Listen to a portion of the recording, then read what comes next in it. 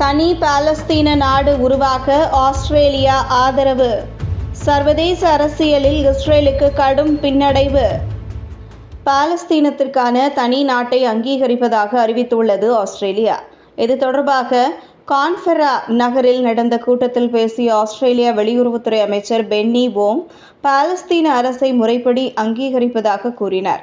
இத்தகைய முன்னெடுப்பு இஸ்ரேல் பாலஸ்தீனம் இடையே அமைதி திரும்ப வழிவகுக்கும். மத்திய கிழக்கில் தீவிரவாத செயல்களை குறைக்கும்.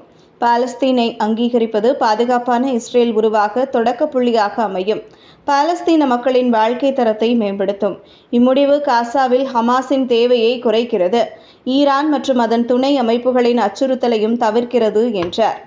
உலகின் பல்வேறு நாடுகளும் பல ஆண்டுகளாக இஸ்ரேலிடம் இக்கோரிக்கையை வலியுறுத்தி வருகின்றன. ஆனால் நெத்தன்யாகு தலைமையிலான இஸ்ரேல் அரசாங்கம் பாலஸ்தீனத்தை தனது கட்டுப்பாட்டிற்குள் வைக்கவே விரும்புகிறது. காசா போர் தொடங்கிய பிறகு பல நாடுகள், குறிப்பாக Ireland, Malta, Slovenia, Britain, Spain ஆகிய நாடுகள் தனி பாலஸ்தீன நாட்டை ஆதரிப்பதாக கூறியுள்ளது குறிப்பிடத்தக்கது.